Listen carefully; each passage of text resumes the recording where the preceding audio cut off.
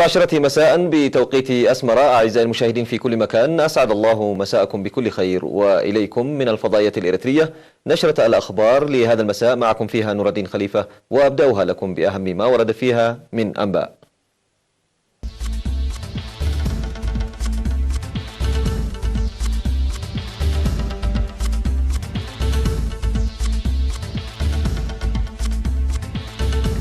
وزيرة العدل تعقد سمينارا للإريتريين في واشنطن.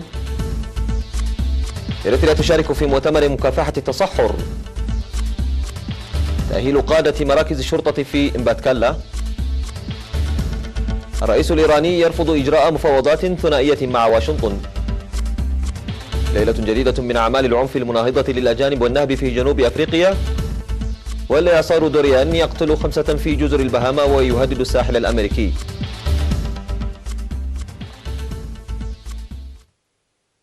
وفي النشرة أنباء أخرى متفرقة، إلى حضراتكم الأنباء بالتفصيل. عقدت وزيرة العدل السيدة فوزية هاشم سمينارا في الأول من سبتمبر للإريتريين المقيمين في مدينة واشنطن الأمريكية حول الأوضاع في البلاد ومؤشرات المستقبل والتطورات الإقليمية ومسؤولية المواطنين.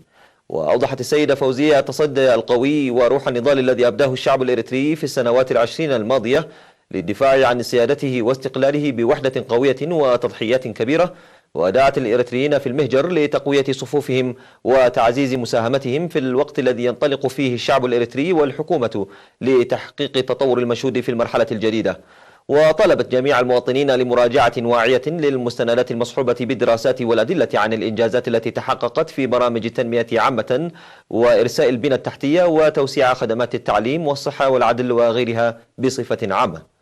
وذكرت بأن بحث المستقبل يعني بحث الشباب، وموضحة ثقتها التامة لمواجهة شباب إريتريا المرحلة الجديدة بكفاءة ارتكازا على القيم والمسؤولية الوطنية. وأجابت السيدة فوزية هاشم على أسئلة واستفسارات الحضور.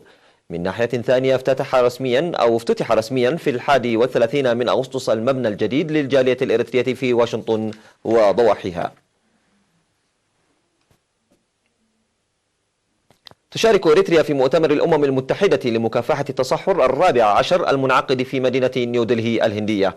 ويحضر المؤتمر المنعقد من 2 من سبتمبر وحتى 13 منه حوالي 6000 شخص من 190 دولة. ويضم وفد إريتريا في المؤتمر سفير إريتريا في الهند السيد ألم تسهايي، والمدير العام لقسم التنوع الزراعي في وزارة الزراعة السيد حوري أسكادوم.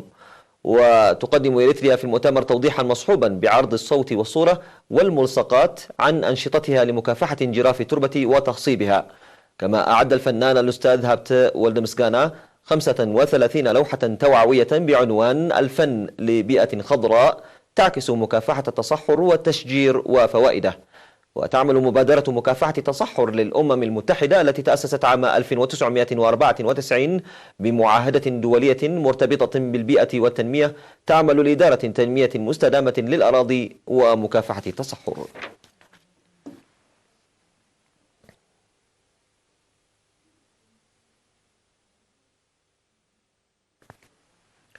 نظم مركز الكفاءات المؤسساتية بإمباتكالا دورة تأهيلية لقادة مراكز الشرطة في الفترة من 22 وحتى 31 من أغسطس. وأوضح منسق البرنامج السيد يوناس جبرهيوت في ختام الدورة التأهيلية أن التأهيل تضمن الإدارة والقيادة وتطوير ثقافة العمل الجماعي والعمل المؤسسي وتشجيع العمل الخلاق. من جانبه أوضح مدير مركز الكفاءة المؤسسية الإريترية الدكتور أبيل هابت مريم أن التأهيل ارتكز على تجربة المشاركين لتحقيق الكفاءة المؤسساتية، ويتحقق ذلك بتطبيق الدراسة المقدمة في العمل. وأوصى قائد شرطة إريتريا العقيد محارت أجاي تدعيم التجربة بالتأهيل المقدم لتوجيه العمل بكفاءة ونقل المعرفة المكتسبة إلى زملائهم، شاكرا مركز الكفاءة المؤسسية الإريترية. وأشارت ممثلة المشاركين في الدورة التأهيلية أن الدراسة كانت إشرافية وستساعدهم في العمل. وتلقى المتدربون الشهادات من يد قائد الشرطة العقيد محارت أجاي ومدير مركز إريتريا للكفاءة المؤسسية الدكتور أبيل هابت مريم ومدير مديرية جندع السيد عمر الحاج يحيى.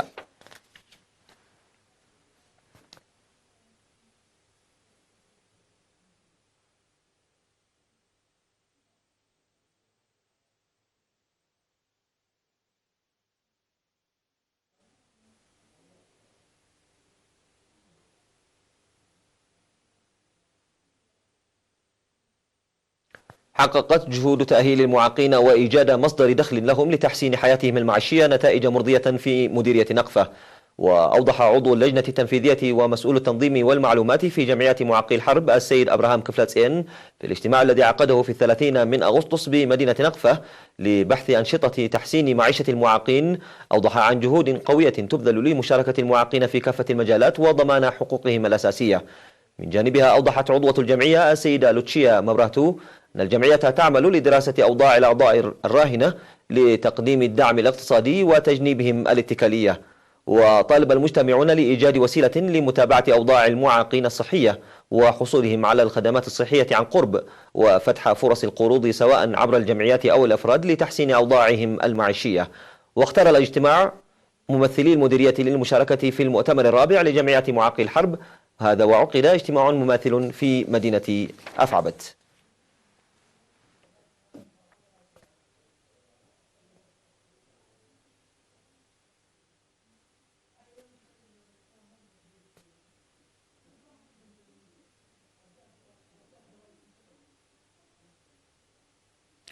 يسير سكان مديرية سلعة أنشطة فعالة متمثلة في توفير خدمات اجتماعية وصيانة طرق تؤدي إلى مناطقهم.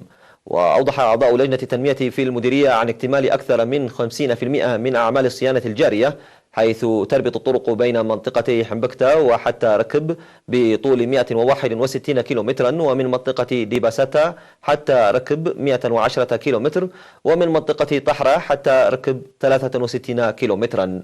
وأشادت اللجنة بالدعم الذي يقدمه لهم أعضاء قوات الدفاع والجيش الشعبي. كما أوضح السكان بأنهم يساهمون بفعالية لإنجاح المهام مدركين دورها الكبير في تقليل المشاكل.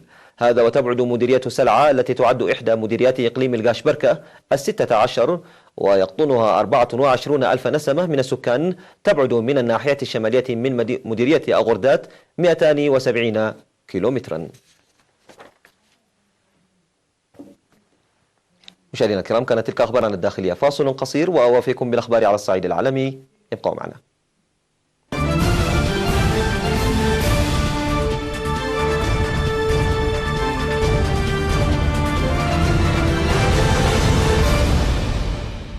أهلا بكم. رفض الرئيس الإيراني حسن روحاني إجراء مفاوضات ثنائية مع الولايات المتحدة، مؤكدا أن بلاده تعارض الأمر من حيث المبدأ وفق ما جاء على الموقع الرسمي للحكومة الإيرانية. وصرح روحاني أمام البرلمان أن الجمهورية الإسلامية قد تخفض التزاماتها بموجب الاتفاق النووي في الأيام القادمة إذا لم يتم التوصل إلى أي نتيجة في المفاوضات بهذا الشأن مع الأوروبيين. وفي أواخر أغسطس تحدث الرئيس الفرنسي إيمانويل ماكرون ونظيره الأمريكي دونالد ترامب عن احتمال عقد لقاء بين هذا الأخير وروحاني على هامش الجمعية العامة السنوية للأمم المتحدة التي يفترض أن تعقد في سبتمبر في نيويورك. إلا أن روحاني أشار إلى احتمال عقد محادثات مع واشنطن في إطار صيغة 5+1 في حال رفعت الولايات المتحدة العقوبات التي أعادتها فرضها على طهران بعد خروجها بشكل أحادي في مايو 2018 من الاتفاق الدولي حول النووي الإيراني الذي تم التوصل إليه في فيينا عام 2015.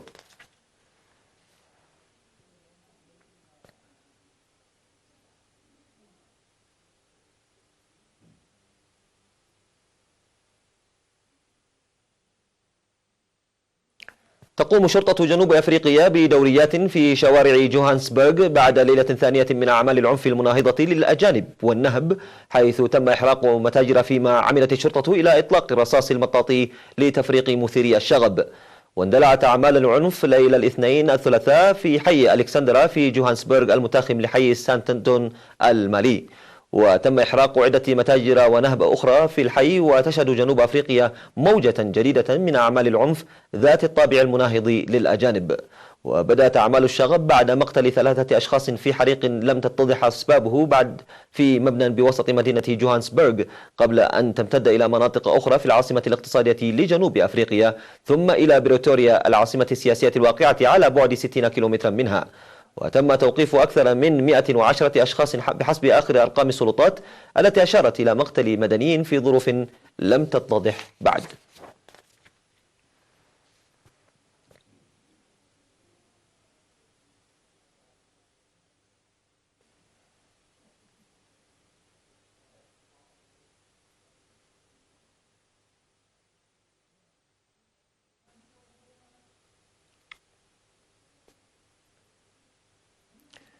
اجتاح الإعصار دوريان جزر البهاما وقتل 5 أشخاص على الأقل وغمر المنازل بالمياه قبل تقدمه المتوقع صوب الساحل الأمريكي، حيث صدرت أوامر بإجلاء أكثر من 1,000,000 شخص. وقال المركز الوطني للأعاصير إن الإعصار دوريان أحد أقوى أعاصير المحيط الأطلسي على الإطلاق، ظل فوق جزيرة جراند بهاما لمدة 36 ساعة، وحذر المركز السكان من مغادرة الملاجئ حتى تمر عين الإعصار. وقال رئيس الوزراء البهاما هوبرت مينيس إن ما لا يقل عن 5 أشخاص لاقوا حتفهم في جزر أباكو في شمال البهاما. وأضاف أن خفر السواحل الأمريكي منتشر في أباكو وأنقذ عددا من المصابين، ويجري نقل المصابين بإصابات حرجة إلى مستشفيات في نيو بيرفينز الجزيرة الأكثر سكانا في البهاما. وقال المركز الوطني للأعاصير إن الإعصار دوريان يهدد بإطلاق أمواج عارمة قد تزيد مستويات المياه إلى ما يتراوح بين 4 و5 أمتار فوق المستويات العادية في جزيرة البهاما الكبرى. وقال الاتحاد الدولي لجمعيات الصليب الأحمر والهلال الأحمر إن الإعصار أدى لتدمير أو تضرر أكثر من 13,000 منزل بأضرار جسيمة. عندما أسرعت طائرة هليكوبتر بنقل تشيكية فاقدة للوعي بعد إصابتها بسكتة دماغية حادة للمستشفى في أبريل، كانت فرصها في البقاء على الحياة ضعيفة، ولم تكن فرص الجنين القابع في رحمها منذ 15 أسبوعا أفضل بكثير. وعلى خلاف كل التوقعات وبرغم الصعوبات الجمة، أعلن مستشفى برنو الجامعي أن يوم 15 أغسطس شهد ولادة قيصرية ناجحة لرضيعة بصحة جيدة تزن أكثر من 2 كيلوغرامين وطولها 42 سنتيمترا من رحم أمها التي تعاني من موت دماغي، مما ضرب رقما قياسيا في هذا المجال. وذكر المستشفى أنه يعتقد أن إبقاء الجنين حيا في رحم أم مصابة بموت دماغي بما يتضمنه من مضاعفات محتملة لمدة 117 يوما يسجل رقما قياسيا لأطول مدة حفاظ على حمل بطرق صناعية. وتمت الولادة التي في الأسبوع 34 بحضور الزوج وأفراد آخرين من عائلتها، فصل الطاقم الطبي أجهزة الإعاشة عنها.